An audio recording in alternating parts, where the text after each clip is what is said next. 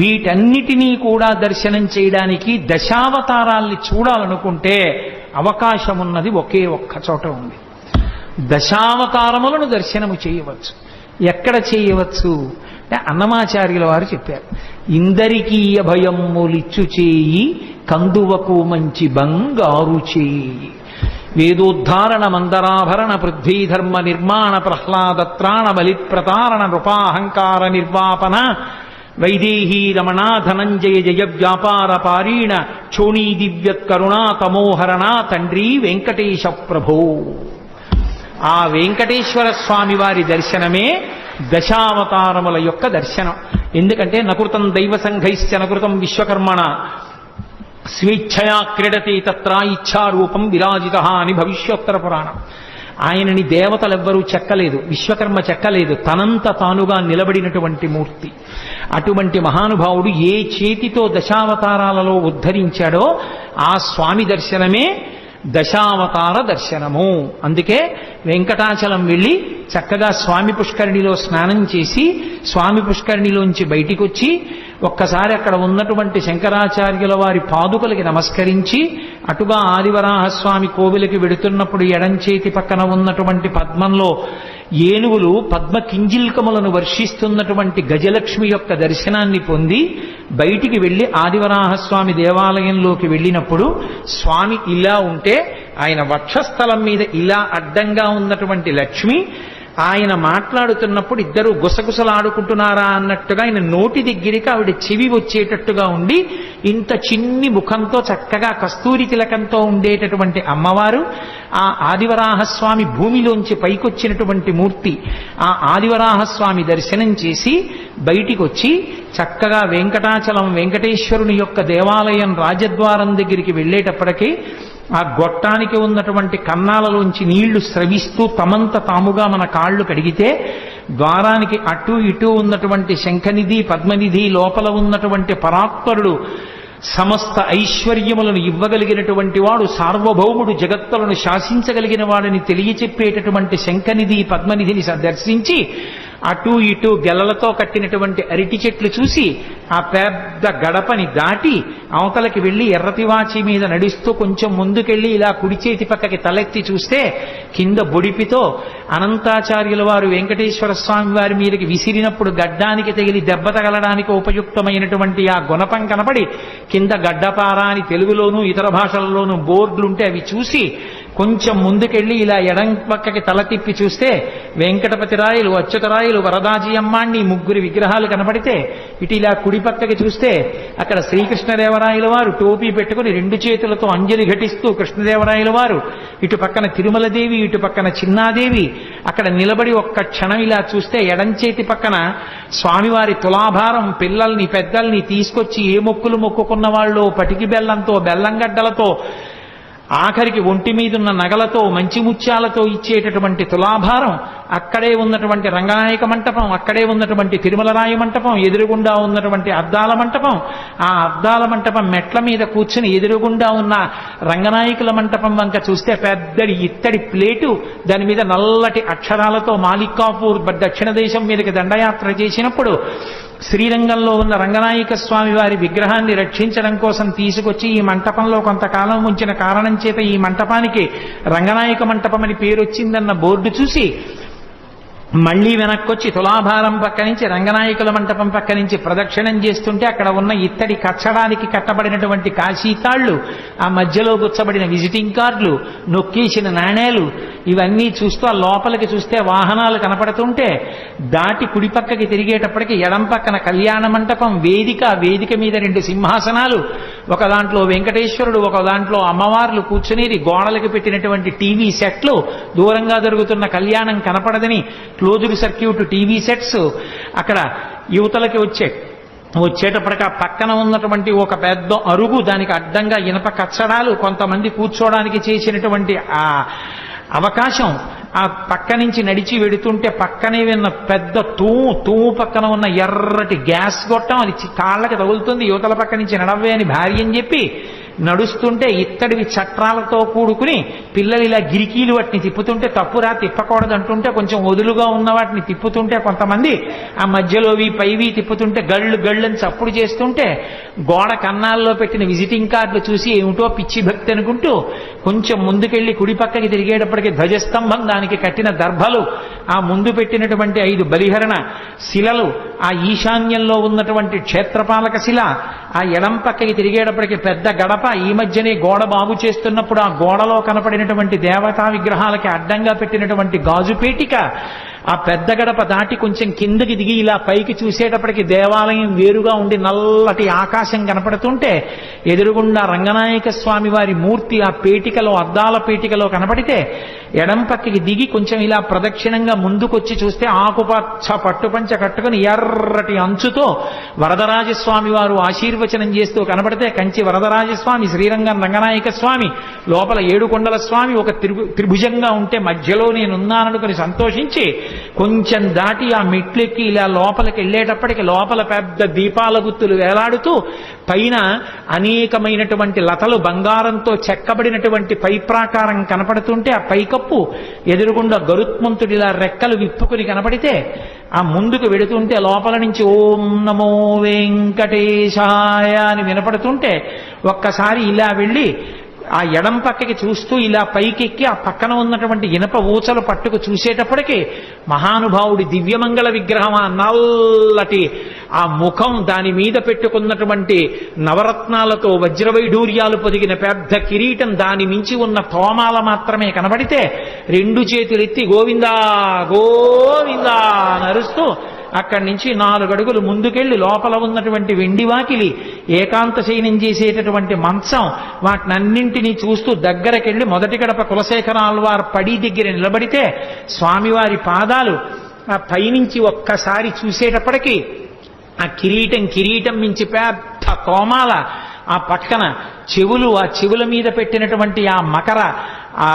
కుండలాలు, ఆ మకర కుండలాలకి పక్కన మిరిసిపోతున్నటువంటి పెద్ద పెద్ద గండస్థలం చెక్కిళ్ళు, కోటేరు లాంటి ముక్కు, మీరు పట్టి పట్టి చూస్తే సున్నా చుట్టినట్టు చిరునవ్వు నవ్వుతున్నాడా అన్నట్టుగా ఉన్న నోరు, పెద్ద పెద్ద ఊర్ధ్వపుండ్రాలు, మహానుభావుడు కంఠం త్రివళులతో ఉండి ఆ మెడలో వేసుకున్నటువంటి సాలగ్రామ మాడలు, విశేషమైనటువంటి పుష్పహారాలు, వక్షస్థలం ఇలా ముందుకు పొడుచుకొచ్చిందా అన్నట్టుగా ఉండి ఇటు అటు స్వర్ణంతో చేసినటువంటి శ్రీదేవి భూదేవి రిబ్బన్లు కట్టారా అన్నట్టుగా చేసినటువంటి వస్త్రాలంకారం, ఆ మెడలో వేయబడినటువంటి పుష్పమాలలు, ఇలా క్రిందికి వేలాడుతున్నటువంటి మాలలు, ఇలా చూసేటప్పటికి నవరత్నములతో పొదగబడినటువంటి ఆ అభయహస్తం, ఆ చెయ్యి చూసేటప్పటికీ ఈ చేతినే అన్నమాచార్యుల వారు ఇందరికీ అభయమ్ములిచ్చు చేయి కందువకు మంచి బంగారు చేయి అని అనంతమైనటువంటి వేదములను పైకి తీసిన చెయ్యి, భూదేవి చనుగుబ్బల కింద చేరినటువంటి చేరి వాడి గోళ్లు కలిగి నృసింహావతారంలో హిరణ్యకశిపుణ్ణి సంహరించినటువంటి చెయ్యి, మానవతుల యొక్క శీలములను కొల్లగొట్టిన చెయ్యి, శ్రీకృష్ణ పరమాత్మగా రామచంద్రమూర్తిగా సామ్రాజ్య పరిపాలన చేసిన చెయ్యి, ఆ పరశువుని ధరించినటువంటి చెయ్యి అని ఆ చేతిలోనే దశావతారాల్ని చూపించారని స్మరించి ఆ అభయహస్తాన్ని చూసి ఆ ఎడం చేతి వైపు ఉన్న చెయ్యి నడుం భాగం మీద ఉంటే బలిష్టమైనటువంటి తొడలు చిత్ర విచిత్రంగా కట్టుకున్న పట్టుపంచ అక్కడక్కడ అంటించినట్టుగా కనపడుతుంటే ఆ మోకాళ్ల కింద చిన్న చిన్న క్లిప్పులు పెట్టినట్టుగా బ్రహ్మాండమైనటువంటి ఆ పాదాభరణాలు వేలాడుతుంటే ఇంకా కిందికి వచ్చేటప్పటికి పాదాల దగ్గర పెట్టుకున్న అందెలు, పాదాల మీద పెట్టినటువంటి వెండి తొడుగులు, ఆ తొడుగులు తీసేసి స్వామి పాదాలు ముట్టుకుని తులసి వేసి ధ్యానమే కదండి, చక్క అక్కడికి వెళ్ళి కూర్చుంటే స్వామి కుర్చీలో కూర్చుని 2 పాదాలు పైకెత్తి మన తల మీద పెడితే ఆ తల మీద పాదాలు పెట్టుకుని వాటిని తగిల్చుకుని పరమ సంతోషాన్ని పొంది స్వామిని సంతోషంతో ఆపాదమస్తకం కింద నుంచి పైకి, పైనుంచి కిందకి చూసి స్వామి మనకి ప్రసాదం ఇస్తే పుచ్చుకుని ఎంతో సంతోషంగా వెనక్కి తిరిగి అదే పనిగా చూస్తూ నడుచుకుంటూ పైకొచ్చి ఇలా కుడి చేతి పక్కకి తిరగగానే కుడి పక్కన ఉన్న ఘంటామంటపంలో గంటలు చూసి కొంచెం ముందుకెళ్లి బయటికి వచ్చి ఇలా కుడి కుడిపక్కకి తలెత్తితే ఉత్తర ద్వారము అని బోర్డుండి ఆ పెద్ద ఆదిశేషుడి మీద పడుకున్నటువంటి శ్రీ మహావిష్ణువు యొక్క నాభికమలంలోంచి పైకొచ్చిన బ్రహ్మగారి మూర్తిని చూసి వైకుంఠ ఏకాదశి నాడు ఉత్తర ద్వారంలోంచి భక్తులు ఇటే పైకొస్తారని సంతోషించి కొంచెం ముందుకెళ్ళి అక్కడ ఉన్నటువంటి భూదేవి తీర్థం నుయ్యి దాని మీద పెట్టినటువంటి చట్రం అక్కడ ఏర్పాటు చేసినటువంటి మోటారు వంటశాలలోకి నీటి సరఫరా ఏర్పాటు చూసి మెట్లెక్కి ఎడం పక్కకెళ్ళి ఇలా చూస్తే లోపల ఉన్నటువంటి కన్నంలోంచి వంటశాలలోకి చూస్తున్న వెంకటేశ్వర స్వామి వారి తల్లిగారు వకుళమాత సూది ముక్కుతో కూర్చుని పచ్చటి పట్టుచీర కట్టుకుని ఉంటే అమ్మా కాకినాడ నుంచి కోటేశ్వరరావు వచ్చాడని చెప్పమ్మా అంటే ఇవాళ చెప్పడం ఏమిట్రా నిన్న రాత్రే చెప్పాడు రా మా అబ్బాయి వెంకటేశ్వర స్వామి రేపు కోటేశ్వరరావు వస్తున్నాడమ్మా కాకినాడ నుంచని అమ్మ తీసుకొచ్చి అప్పం ఇస్తే అప్పం చేత్తో పట్టుకుని నోట్లో వేసుకుని యువతలకు వచ్చి బొమ్మల గూళ్ళో ఉన్నటువంటి బోలెడంత మంది స్వాములు నోటికి అడ్డం చేయి పెట్టుకున్నటువంటి ఆజ్ఞాపాలక హనుమని చూసి అక్కడ ఉన్నటువంటి అర్చకులు పెద్ద ఉద్ధరణితో చేతిలో తీర్థం పోస్తే లోపలికి తీసుకుని ఉత్తరీయంతో తుడుచుకుని నమస్కారం చేసుకుని తలంతా పట్టేసేంత పెద్ద శటారి తల మీద పెడితే అక్కడి నుంచి మెట్లు దిగి మళ్ళీ ఒక్కసారి ఆ భూదేవి బావి దగ్గరికి వచ్చి తలెత్తి చూస్తే సింహవాహనం దాని వెనకాల ఉన్న వెంకటేశ్వర స్వామి వీరాసనంలో తొడ మీద కాలేసుకున్నవాడు సింహం మీద కూర్చున్నట్లుగా కనపడితే కొంచెం ముందుకెళ్ళి మళ్ళీ కుడి పక్కకి తిరిగితే ఎడం పక్కకి చూస్తే వస్త్రాలంకార సేవలో ఉన్నటువంటి ఆర్జిత సేవ యజమానులకు పట్టు వస్త్రములనిచ్చేటటువంటి